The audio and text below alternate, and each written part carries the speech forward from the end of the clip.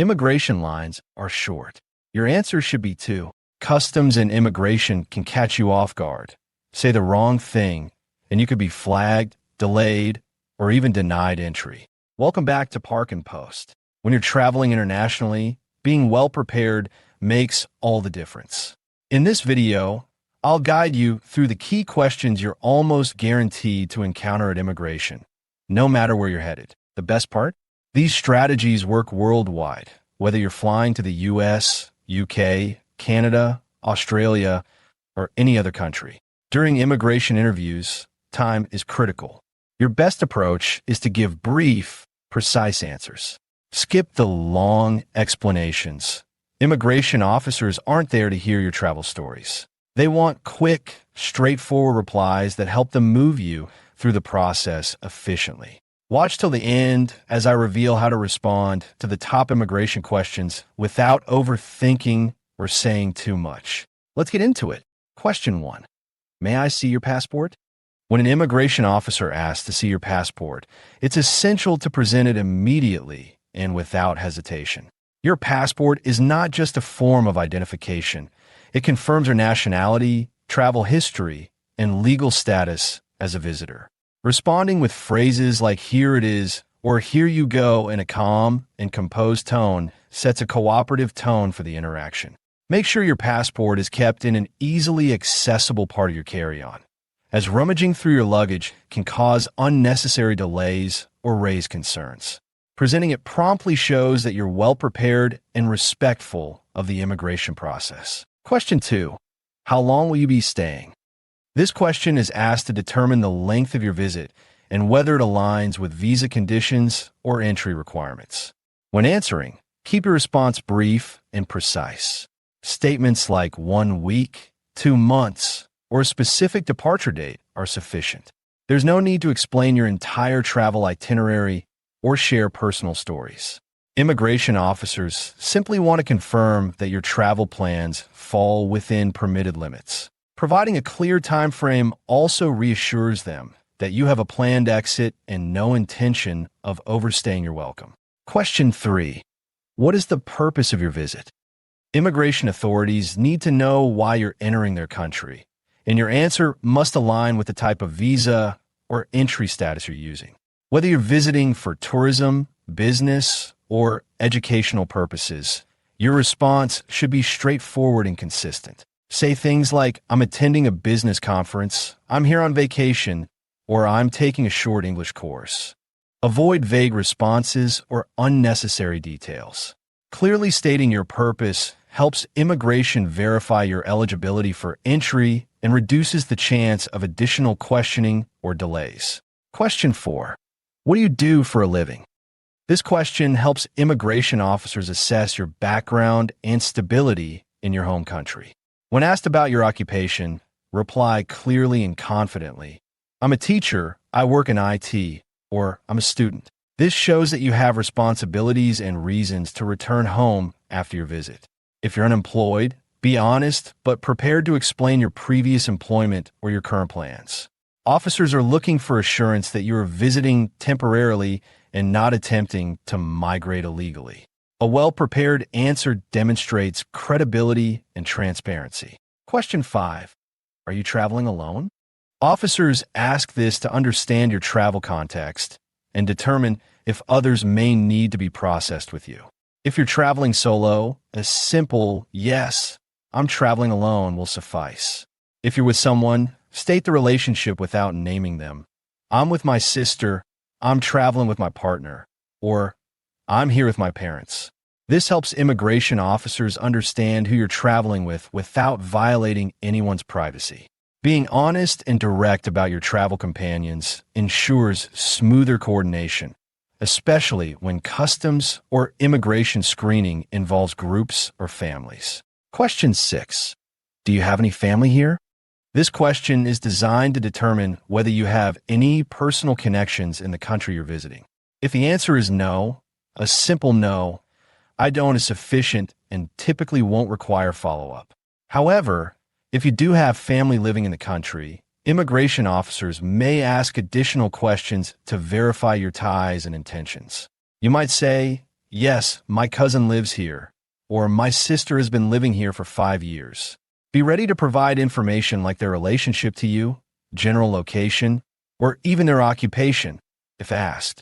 This helps authorities assess whether your visit is genuinely temporary or if there's a potential for long-term stay or immigration. Question 7. Have you been here before? Immigration officers ask this to evaluate your travel history and familiarity with the country. If it's your first visit, you can simply say, "No, it's my first time here."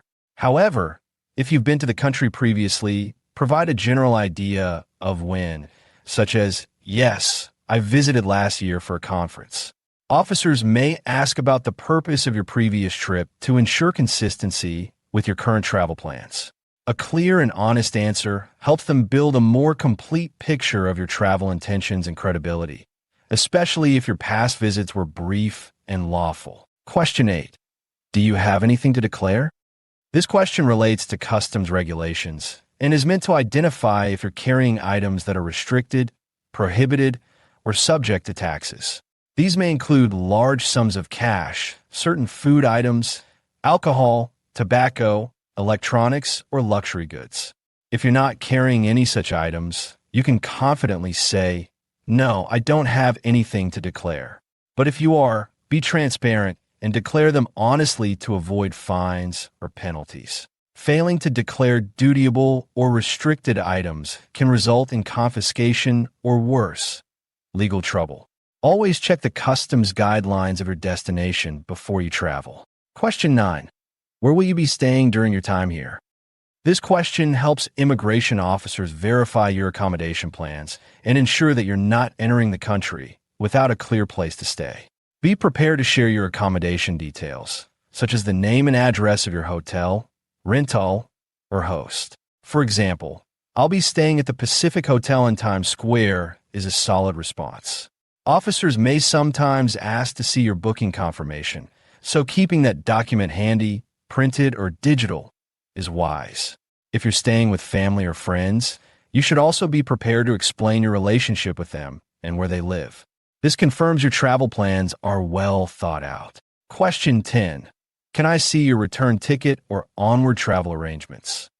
Immigration authorities want to ensure that you intend to leave the country before your visa or permitted stay period expires. When asked this question, be ready to show your return flight ticket or proof of onward travel.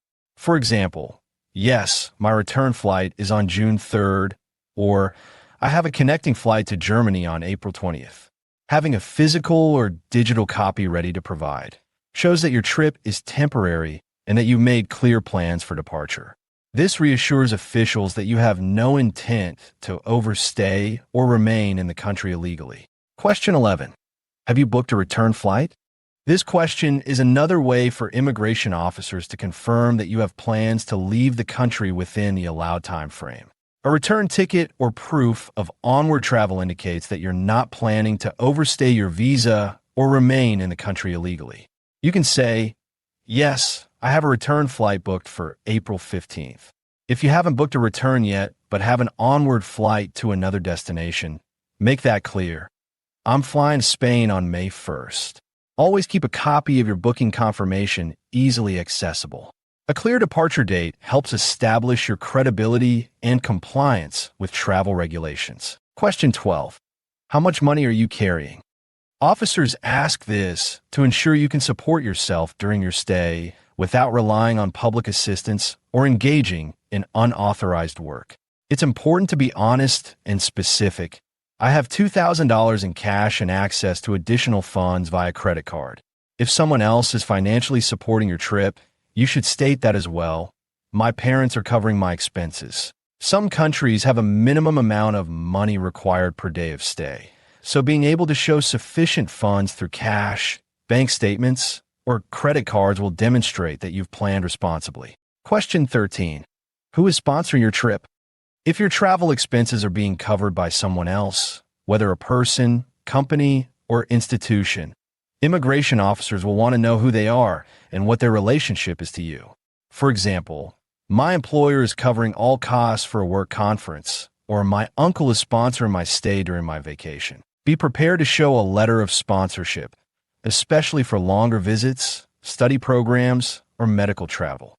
Providing this information helps immigration authorities verify your financial backing and ensures your visit is properly supported. Question 14. Do you have travel insurance? Travel insurance is often a requirement or strong recommendation when entering many countries, particularly in Europe and during long stays. When asked this question, confirm confidently, "Yes, I have travel insurance from XYZ Insurance Company." Travel insurance typically covers medical emergencies, trip cancellations, and other unexpected events. Even if it's not mandatory, having insurance demonstrates that you're a responsible traveler and prepared for unforeseen circumstances. Keep a copy of your insurance policy or digital confirmation on hand in case the officer asks to see it. Before we move on, I want to take a moment to express my gratitude. If you're new to our channel, please subscribe and click the bell to be notified of our latest travel tips, and share this information with your friends and family. And don't forget to join our free newsletter and become a friend of Park and Post. By signing up, you'll receive exclusive offers and updates. Click the link below to join our newsletter and start enjoying the benefits today. But let's get back to the topic. 25 questions airport security might ask you if you're picked for extra screening. Question 15. Are you carrying any food, plants, or animal products? This question is tied to customs and agricultural safety. Many countries restrict or ban the import of certain food items, plants, and animal products to protect local ecosystems and agriculture. If you're not carrying any such items, simply reply, "No, I'm not carrying any of those items." If you are, you must declare them honestly. Failure to do so can lead to confiscation, fines, or other penalties. Always review the customs declaration guidelines of your destination beforehand, so you're not caught off guard during inspection. Question 16. What is your address back home? Immigration officers may ask for your home address to verify your place of residence and assess whether you have strong ties to your home country. This information helps reassure them that you are likely to return after your trip. When asked, clearly state your full residential address, such as 123 Elm Street, Los Angeles, California. If you're unsure of the exact format, it's a good idea to write it down or have it stored in your phone. Providing this detail shows transparency and adds credibility to your travel intentions. Question 17. What is your contact number? This question helps immigration officers verify your identity and allows them to contact you if necessary during your stay. It's important to give an active phone number that works internationally or within the country you're entering. For example, say, "You can reach me at +1 555 123 4567. Make sure your SIM card is active and your phone is charged before arriving at the airport. If you plan to use a local number during your trip, inform them of that and be prepared to provide it once it's available. Being reachable shows you're well-organized and cooperative. Question 18. How did you pay for your trip?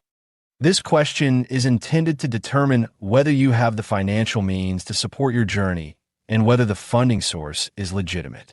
You might answer, "I saved for this trip," or "My employer paid for the travel and accommodations."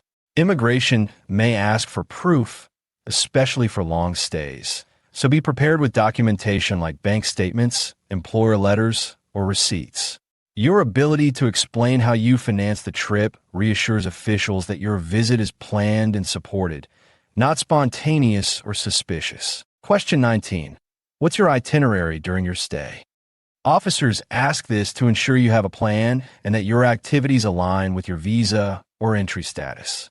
A well-prepared traveler can quickly answer with a simple outline. "I'll be visiting New York for a few days, then traveling to Chicago and San Francisco before heading home." You don't need to provide a minute-by-minute schedule, but having general locations and activities in mind demonstrates preparation and transparency. Being specific also helps officers assess whether your visit is consistent with your stated purpose, such as tourism or business. Question 20. Do you have any criminal record? This is a serious question and one you must answer truthfully. Many countries deny entry to individuals with certain criminal backgrounds, depending on the offense and how recent it was. If you have no criminal record, confidently say, "No, I don't."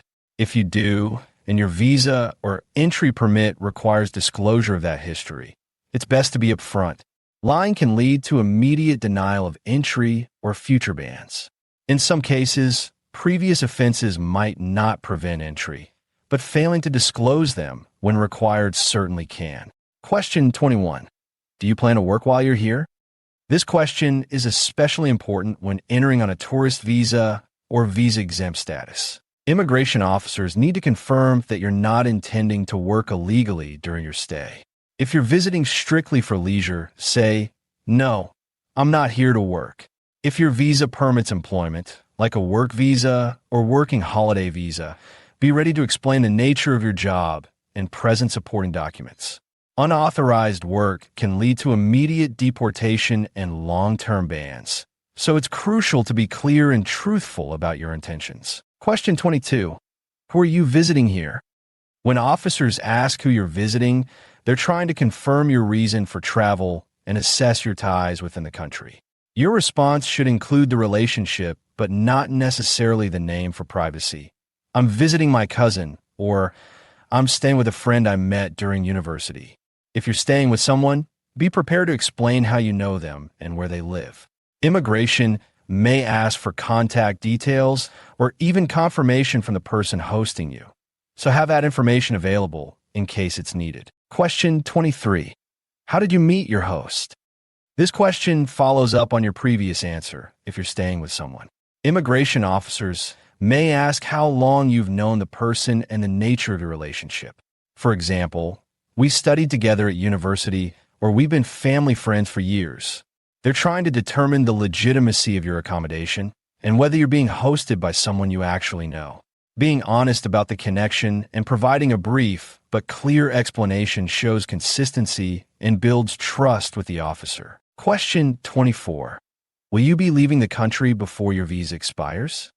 This question is a way for immigration officers to confirm your awareness and understanding of your visa's limitations.